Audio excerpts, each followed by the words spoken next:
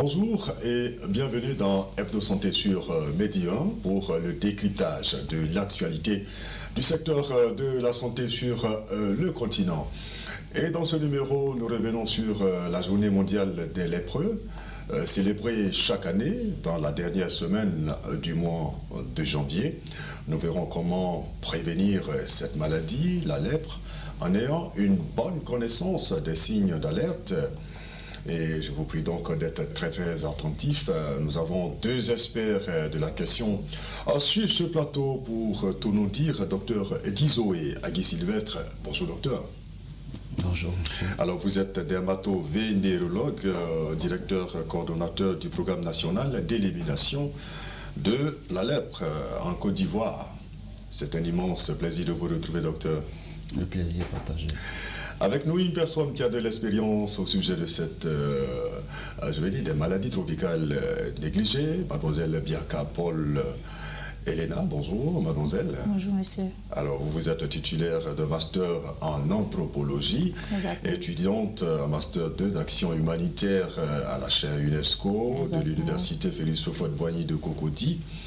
Et vous êtes ancienne malade de l'ulcère de Bureli, également présidente de l'association ivoirienne des personnes affectées par les maladies tropicales négligées, qu'on appelle MTN. AIPA MTN. D'accord. En tout cas, bienvenue sur le plateau d'Hebdo Santé, mademoiselle. Et merci encore à tous les deux, docteurs, d'avoir accepté de participer à cette émission pour voir ensemble, pour, je dirais, donner l'information de comment prévenir donc la lèpre. Mais déjà, la lèpre, beaucoup de gens en ont déjà entendu parler, mais ne savent pas c'est quoi exactement la lèpre, docteur Dizoé. Merci. Avant de répondre à votre question, j'aimerais encore vous remercier de cette lucane que vous nous offrez de parler encore de cette maladie, cette maladie ancienne, mais qui existe encore dans notre pays. Malheureusement. Bon, la lèpre est une maladie comme toute autre. C'est une maladie infectieuse, contagieuse, d'évolution chronique, et qui est due à un bacille qu'on appelle Mycobacterium lépreux. C'est une maladie qui atteint la peau et qui aussi atteint les nerfs périphériques. Voilà, d'où la gravité de cette maladie. D'accord. Et cette gravité, donc, on va la voir dans les séquelles que la maladie va avoir sur l'individu. Alors, quelle est la situation épidémiologique de cette maladie? Est-ce qu'elle se vit partout en Afrique? Oui, c'est surtout en Afrique subsaharienne. Voilà, tous les cas de lèpre en Afrique, c'est en Afrique subsaharienne, pas en Afrique du Nord. En Afrique du Nord, ils ont éradiqué la lèpre. Il n'y a plus la lèpre en Afrique du Nord, c'est surtout en Afrique subsaharienne.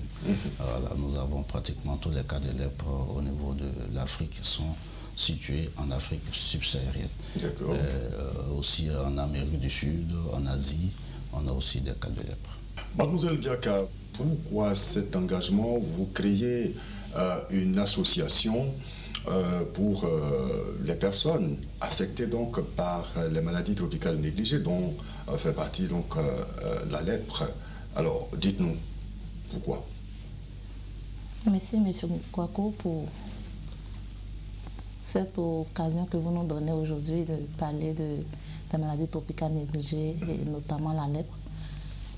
C'est une maladie, déjà nous disons que les maladies sont des maladies négligées et déjà que quand nous sommes malades, nous sommes négligés par l'entourage, souvent même par la famille. Et voilà que nous avons la grâce d'être guéris. Est-ce que nous allons encore nous laisser négliger? Non. Donc nous disons il serait intéressant de se mettre ensemble pour mener la bonne cause. Voilà. D'où l'association. D'accord. Voilà.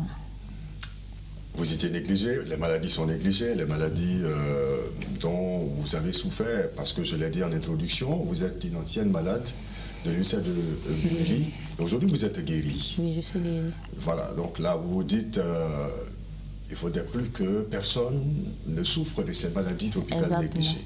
Donc, vous allez vous constituer en association, être des ambassadeurs, porter le message pour certainement donc barrer la route à ces maladies tropicales négligées. Exactement. Et puis, vous allez faire en sorte que ces maladies ne soient plus négligées. Parce que désormais, il y a des ambassadeurs qui s'en occupent. C'est ça. Ah, félicitations, d'accord. Docteur Dizoé, vous avez désormais des partenaires, hein? Oui, ce sont maintenant nos partenaires, nos collaborateurs, donc on travaille ensemble. Surtout dans les campagnes de sensibilisation, de dépistage, surtout pour la sensibilisation, voilà, l'inclusion de ces malades, surtout la lutte contre la stigmatisation, la discrimination. Donc, en tout cas, l'association intervient beaucoup dans cette sensibilisation. D'accord. Alors, vous avez parlé de nerfs tout à l'heure. Quels sont les signes de ces maladies tropicales négligées, mais particulièrement donc la lèpre?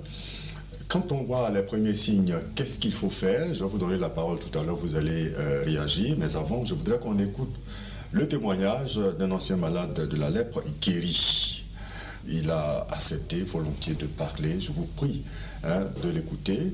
Comment est-ce qu'il a réagi lorsqu'il a vu les premiers signes? Écoutons ensemble. Ça a commencé d'abord par des taches, voilà, sur tout mon corps, vous voyez. Voilà, j'ai commencé à avoir des enflures au niveau de mes bras. Et vraiment, c'était difficile pour moi. Tout mon corps était enflé, avec plein de taches, avec des taches vraiment terribles. Et moi, je pensais que c'était un jeu. Et je pensais que aussi c'était peut-être une autre maladie. Ouais, ça pouvait être aussi une autre maladie, mais là, vraiment, je me trompais. Or, c'était le début de la lèpre qui commençait comme ça, avec toutes ces taches, parce que vraiment, il faut dire que j'étais ignorant et je n'avais pas une information capitale sur la lèpre. Et je pensais que c'était une maladie d'envoûtement, sinon que c'était un sort qu'on m'avait lancé. Or, il n'en est rien de tout cela. Je souffrais réellement de ce qu'on appelle la lèpre. Voilà, je souffrais de la lèpre. Et ignorant que je suis même pas allé à l'hôpital. Il fallait faire un examen pour savoir de quoi je souffre. J'ai commencé à aller chez les marabouts. Il faudrait qu'ils soient sincères avec vous. J'ai commencé à aller chez les marabouts pour aller consulter, pour voir. Celui-là me dit que c'est comme ça, tu as marché sur le médicament dans la cour de tes grands-parents. Celui-là me dit que c'est comme ça, tu as lancé un sort. Chacun disait pour lui. Or, en réalité, mes chers frères et sœurs, je souffrais de la lèpre. J'étais ignorant, tout simplement. Et au fur et à mesure, j'ai fait près de 3 à 4 mois dans ça, où la lèpre m'avait complètement paralysé. Je n'arrivais même plus à marcher, même pour soulever un gobelet vide. J'avais des soucis, il y avait des problèmes. J'ai dit, mais un gobelet vide, hein, qui ne contient même pas d'eau, des récipients. Parce que tous mes nerfs étaient paralysés. C'était les microbes de la lèpre qui m'avaient déjà atteint. Je ne sais pas à combien de degrés. Vraiment, c'était terrible. Et ma vie même faisait pitié. Moi-même, j'avais pitié de moi-même. Jusqu'à j'ai demandé au Seigneur de retirer mon âme. Parce que chez moi, il n'y avait plus d'espoir. Et après, j'ai demandé au Seigneur, éclaire-moi de ce que je souffre. Donc, je vais rentrer à Abidjan. Parce que là, j'étais dans mon village, à Assini Mafia. Paralysé dans la maison. Et c'est quand je suis rentré à Abidjan, je me suis renseigné davantage et ils m'ont dit d'aller à l'hôpital pour aller voir réellement ce dont je souffre. Et c'est comme ça que je suis allé voir une spécialiste de la lèpre. Et ils m'ont dit tout simplement que tu souffres de la lèpre. Les taches sont visibles. En ce moment, tous mes doigts étaient déjà pliés. Mais quand j'avais commencé la maladie où tout mon corps était enflé, toutes les taches, mes doigts n'étaient pas encore pliés. Mais l'ignorance que j'avais, avec le temps que j'ai mis dans cette ignorance-là, mes nerfs étaient déjà atteints, je ne sais pas, au degré d'eau, je ne sais pas comment on appelle ça. Et j'ai vu mes doigts se plier vis-à-vis devant mes yeux et je ne pouvais rien. C'était déjà trop tard. Et c'est à partir de là que le spécialiste a commencé à me donner les médicaments de la lèpre. Je ne sais pas qu'on appelle les MP ou bien les BP, je ne sais plus comment on appelle ça. Et j'ai commencé à boire les médicaments pendant 12 mois, c'est-à-dire pendant 1 an. Les médicaments de la lèpre se prennent pendant 1 an pour les adultes. Et la spécialiste m'a fait croire que la lèpre s'est guérie à 100%. Que si je n'étais pas ignorant, que quand j'avais vu les taches, Et je me suis rendu à l'hôpital le plus tôt possible. Et qu'on m'avait dit que c'était la lèpre, que je prenais les médicaments. Mes doigts que vous voyez là n'allaient pas être les doigts des singes, les doigts des griffes.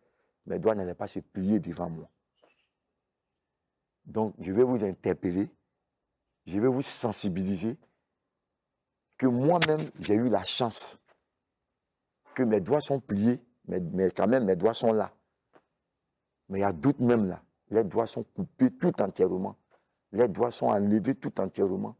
Il y a d'autres mains qui ont été paralysées aujourd'hui, mais n'ont pas pu se relever. Donc, c'est une manière de vous sensibiliser, d'attirer votre intention pour dire que vous avez vu que je suis une preuve.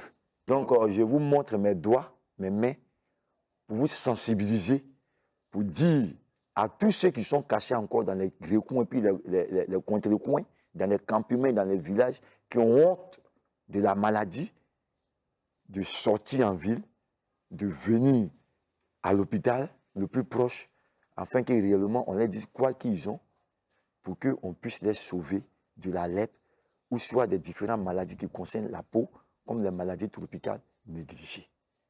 Donc vraiment, je vous interpelle, je vous sensibilise pour dire que Dieu m'a aidé, Dieu m'a sauvé, Dieu m'a délivré.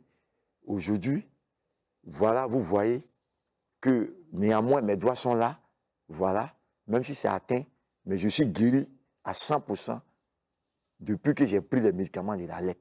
Donc la lèpre s'est guérie à 100%. Donc je vous sensibilise, tous mes frères, dès que vous voyez une tache sur votre corps, dès que vous voyez une tache sur votre corps, ça peut être la lèpre. Vous allez dire que c'est teigne, vous allez dire que c'est date. Non. Ne restez pas dans cette ignorance-là. Allez-y à l'hôpital, voir un spécialiste pour qu'on vous dise réellement, cette tache-là, ça signifie quoi? Peut-être que ça cache la lèpre en bas, ou bien ça cache une autre maladie tropicale en bas, pour qu'on vous révèle cela, pour que vous puissiez vous traiter et guérir, pour ne pas que votre main aussi soit pliée, comme pour moi. Voilà, docteur Dizoé, mademoiselle Biaka, on va dire merci ensemble à monsieur Kwaku Jean-François pour ce témoignage édifiant et cet appel qui vient de lancer. Johnny F, c'est son nom d'artiste. Oui. À d'autres occasions, donc, vous aurez l'occasion d'apprécier son talent. Merci également à Eman Dogo qui a réalisé cette interview. Alors, docteur, il a parlé de signes. Il a été, je vais dire, un peu plus clair, en parlant donc des tâches. Si vous voyez des tâches sur votre corps, il ne faut pas attendre, il faut aller voir un médecin. Alors, comment reconnaître les tâches, les signes d'alerte de la lèpre? Oui, ce que nous pouvons dire, je retiens quelques mots de son témoignage. La lèpre, les signes de début de la lèpre, ce sont des taches. Ce sont des taches claires, plus claires que la peau. Si vous êtes clair, la tache de la lèpre sera plus claire que votre peau. Donc c'est une tache claire, comme on a habitué de dire rougeâtre. Voilà, une tache cuivrée. Donc ça peut être une tache, ça peut être des nodules. Les nodules sont des boutons là, qui apparaissent un peu partout sur la peau. Ça peut être des plaques vraiment un peu plus infiltrées. Voilà, ça peut être des petits nodules à l'oreille, au visage, tout ça. Les plaques comme ce qu'on les voit en image là. Oh, oui, voilà. Donc ça peut être comme on le dit, des taches, des plaques, des boutons, des nodules. Souvent au niveau de l'obus de l'oreille ou bien au niveau du visage, tout ça. Donc voilà comment la lèpre commence, par des taches. D'accord. Parce que j'insiste dessus parce qu'on a l'habitude de penser que la lèpre, ce sont les doigts coupés, les pieds coupés, ça ce sont des complications. Et la plupart de ces personnes sont déjà guéries de la lèpre. Mais malheureusement, ils n'ont pas été dépistés tôt. Ils ont été déjà dépistés avec des infirmités.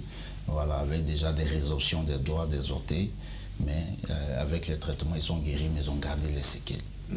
Donc souvent, quand on parle de la lèpre, ce sont ces images-là qu'on montre.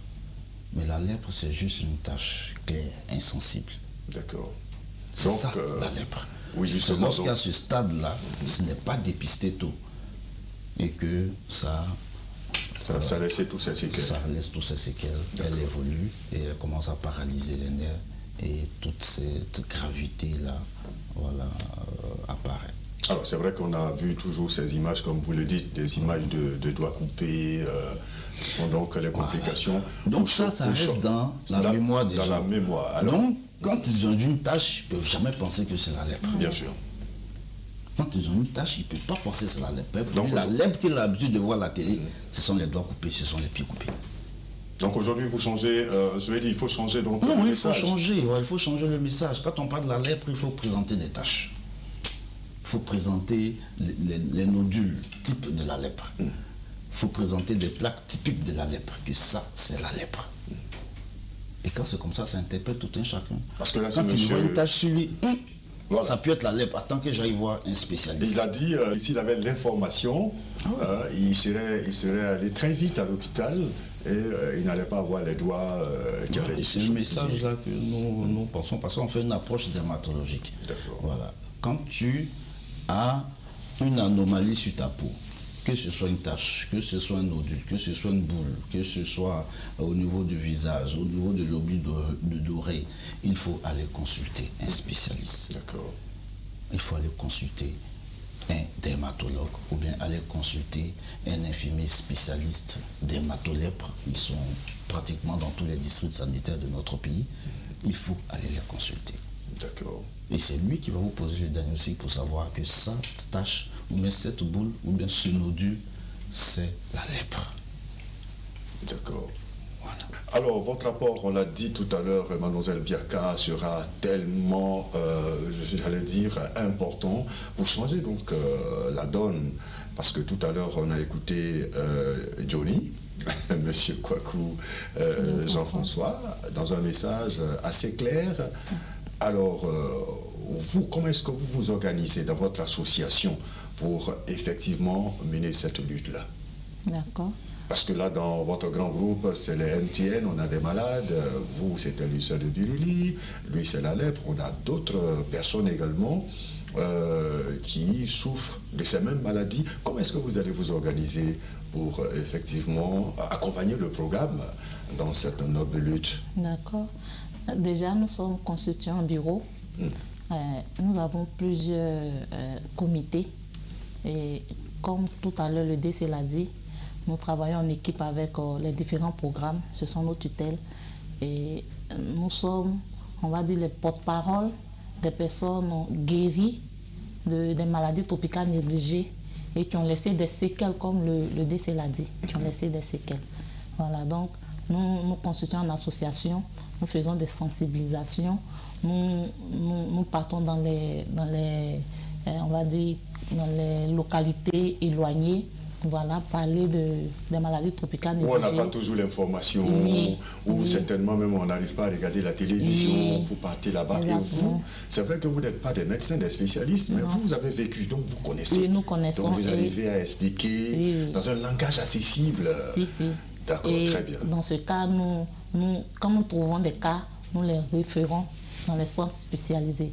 Et comme exemple, le mardi passé, il y a le secrétaire général de l'association qui a fait venir un malade à l'Institut Ralph Foloro d'Azopé et il s'est avéré que c'était un cas de lèpre. C'était un cas de lèpre. Donc, vraiment, nous voulons... Mais grâce à la sensibilisation, il a pu détecter, j'allais dire, il a déniché et je vais dire, ils ont pu très rapidement le prendre en charge. Oui, vu qu'il l'a envoyé à l'Institut Ralph Foloro. Tout à fait. Voilà, donc après le dépistage, après les tests, c'est avéré que c'était un cas de lèpre. Et comme l'Institut Ralph Foloro prend en charge les cas de lèpre, donc présentement, il est à l'Institut Ralph Foloro. Et il est pris en charge là-bas? Oui, il est pris en charge. Et nous avons aussi d'autres cas d'ulcère de Burgli, d'éléphantiasie, qu'on appelle la filariose lymphatique. Voilà, nous avons aussi des cas de gale et de pian. Et vu qu'il y a certaines personnes qui savent déjà que l'association existe, c'est vrai que nous n'avons pas encore de choses, mais déjà, les membres de l'association sont un peu dans les localités et ils portent la voix de l'association et des programmes.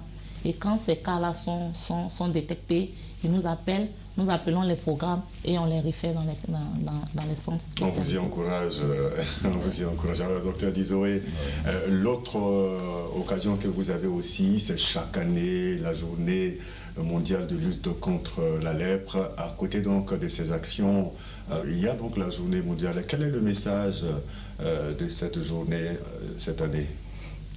Oui, bon, la journée, c'est d'abord une journée de sensibilisation.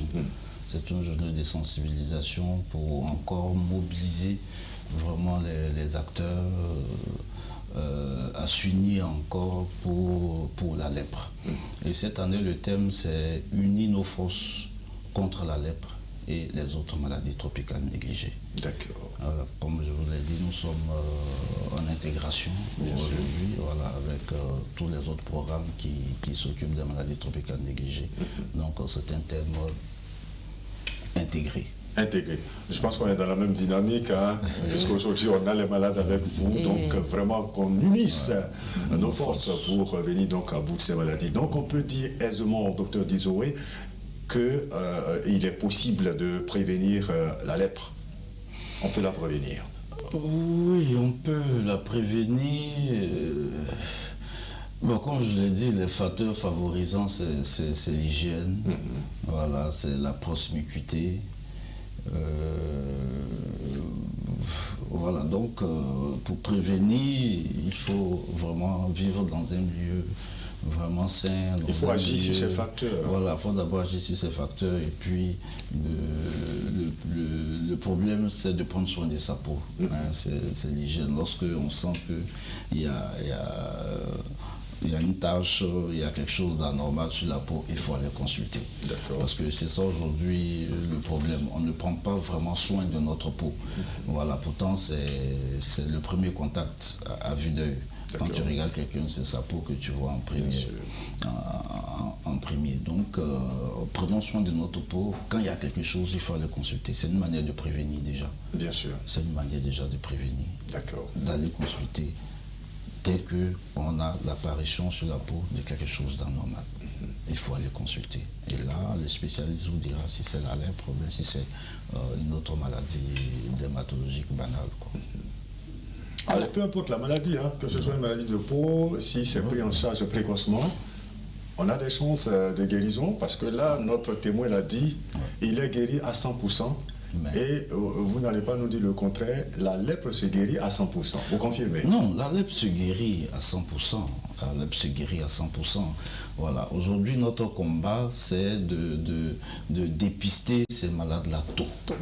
C'est ça aujourd'hui le combat, c'est de dépister ces malades-là tôt et de les traiter afin qu'ils guérissent sans infirmité, sans séquelles. Voilà, c'est ça aujourd'hui notre combat. Parce que cette année, on a dépisté 584 nouveaux cas de lèpre. Waouh.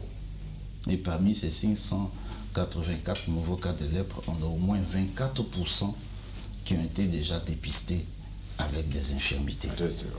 Des degrés à un stade... voilà, c'est-à-dire qu'ils sont déjà dépistés avec des infirmités visibles, des mutilations visibles. C'est-à-dire pratiquement un malade sur 4 est dépisté tardivement. Donc il faut... c'est ça aujourd'hui le combat. Il faut redoubler donc la sensibilisation. La sensibilisation, les dépistages, la sensibilisation, voilà, pour qu'on puisse vraiment, aujourd'hui on peut dire on a dépisté 10 cas, mais il n'y a pas eu d'infirmité parmi ces cas. Ces cas sont guéris sans séquelles. Et parce que c'est ça aujourd'hui le combat. C'est des infirmités, c'est des séquelles irréversibles. Dès qu'elles sont installées, tu vas prendre, c'est vrai, tes PCT, tes antibiotiques de la lèpre, tu seras guéri de la lèpre, mais ces infirmités-là, ces séquelles-là restent. C'est à vie. Et il faut donc qu'on y parvienne. Et on compte sur vous hein, pour y arriver. Oui. Mademoiselle Biaka, vous et votre association. Oui. D'accord. Et tout à l'heure, comme vous l'avez dit, notre association est appelée Association ivoirienne pour le bien-être des personnes affectées. Nous voulons dire que nous ne sommes pas constitués seulement de personnes malades, mais il y a des parents au sein de l'association.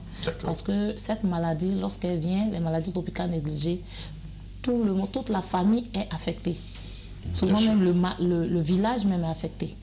Voilà, donc notre association n'est pas seulement constituée de personnes qui ont gardé des séquelles des maladies tropicales négligées, mais aussi des parents, parce que nous voulons que ces parents-là soient aussi, les parents de ces malades soient aussi des ambassadeurs voilà, de ces maladies-là. Voilà, pour que si dorénavant il y a une famille peut-être qui a un enfant malade de maladie tropicale négligée, au lieu de rejeter l'enfant, au lieu voilà, et qu'ils puissent donner les bonnes orientations, voilà, pour dire allez-y à l'hôpital. Oui, que moi, mon cas, j'ai pu faire ci à mon enfant, faire ça. Donc, nous sommes constitués en association avec les parents des personnes malades, guéries surtout. Message, bien entendu, en tout cas, merci à vous, mademoiselle Biaka Paul Elena. Je rappelle que vous êtes ancienne malade de l'ulcère de Buruli et présidente de l'association des personnes affectées par les maladies tropicales négligées. Merci en tout cas d'avoir été là. Merci à vous, docteur Dizoé Agui Sylvestre. Je rappelle que vous êtes dermato-vénérologue, directeur coordonnateur du programme national de l'élimination de la lèpre en Côte d'Ivoire. Merci en tout cas et revenez-nous très vite pour qu'on puisse continuer à sensibiliser sur les maladies tropicales négligées.